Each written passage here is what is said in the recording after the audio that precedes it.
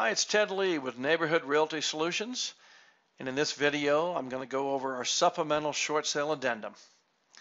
Alright, this is the addendum that we attach to the purchase and sale agreement that your broker uses, and at the top we're going to put the date that the purchase and sale agreement was signed. We're going to put the location of the property. We're going to put the name of the buyer, Corey Taylor LC, and we're going to put the name of the seller owner of record.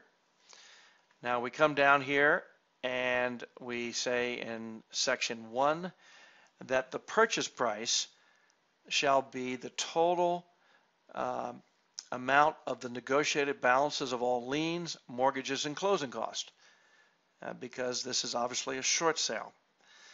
Now, this is not the initial purchase price. The initial purchase price, as I said earlier in that first training, is going to typically be, let's say, between 65 and 80% of the average of the low comps. So on high-end properties that don't need any repairs, we're talking about a initial purchase price around 80%. And properties that are low-end that need extensive repairs might, let's say, start around 65%. All right. Now, there's a section down here that talks about an inspection period that's really the time that was specified in the purchase and sale agreement, And now we come down to this important paragraph. Now this paragraph, paragraph 3, is talking about the notice of investment intent of the buyer. So we want to tell the seller owner of record what the buyer's intent is with this property. We're going to have full disclosure here. So we're saying that the buyer is a real estate investor, and the buyer is going to do one of two things. Either the buyer is going to buy the property and hold it as a rental and someday in the future resell it via a 1031 tax-deferred exchange, or if allowed, the buyer is going to buy the property and immediately liquidate or resell it based on a number of factors. Based on the actual negotiated purchase price, the nature and terms of the approval letter, market forces, economic trends, and you name it. So we're saying to the lender, look, one or two things are going to happen here. Obviously, this buyer is not going to live in the property. He's either going to turn it into a rental or he's going to immediately resell it. Now, in paragraph 4, we're talking about non-GSE related debt. Now, GSE means the government sponsored enterprises. So these are non-Fannie Mae, Freddie Mac loans or non-FHA loans. Now, these are the loans for which it's possible that there will not be a restriction on an immediate resale.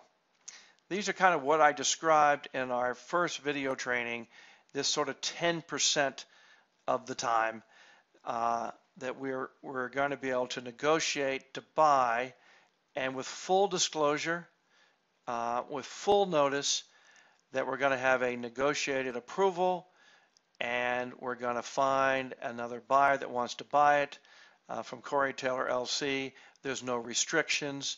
The lender is completely fine with the fact that Corey Taylor is going to buy it and resell the property subsequently after buying it. That's all this paragraph is saying. Now, but the most important thing about this document is the next section called the higher subsequent offer.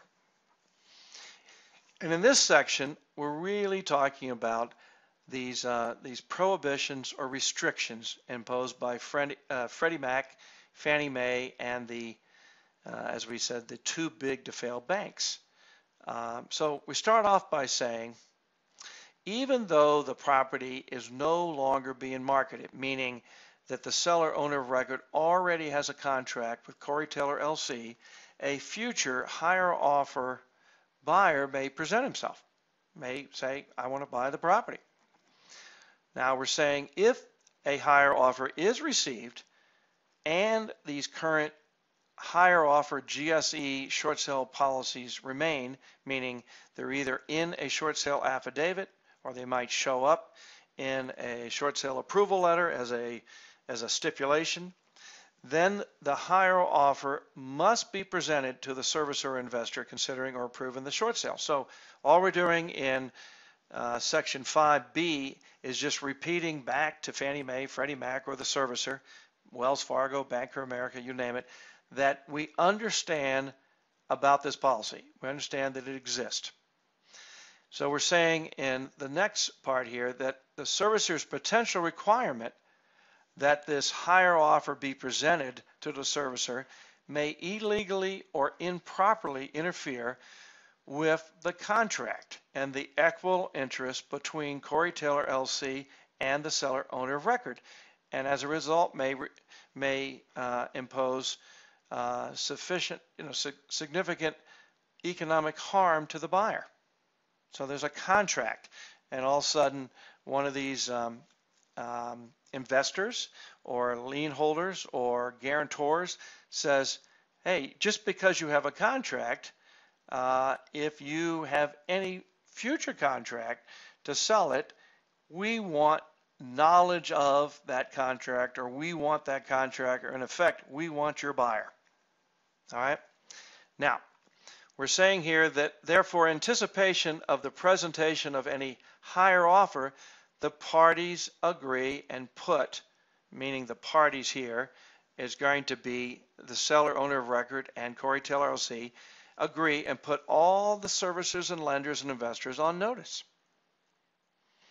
And what we're putting them on notice about is this: should a valid higher subsequent offer be presented to Corey Taylor LC, then he does in fact agree to execute a release of contract with the seller owner of record and the new potential buyer, whereby the contract between Corey Taylor and the seller owner of record will be released and vacated upon receipt of a final written approval of the subsequent higher offer by the servicer or the lender approving the short sale. In other words, Corey Taylor is saying, I'm agreeing to do this if, Mr. Lender, you will in fact enter into an approval letter with this new third party.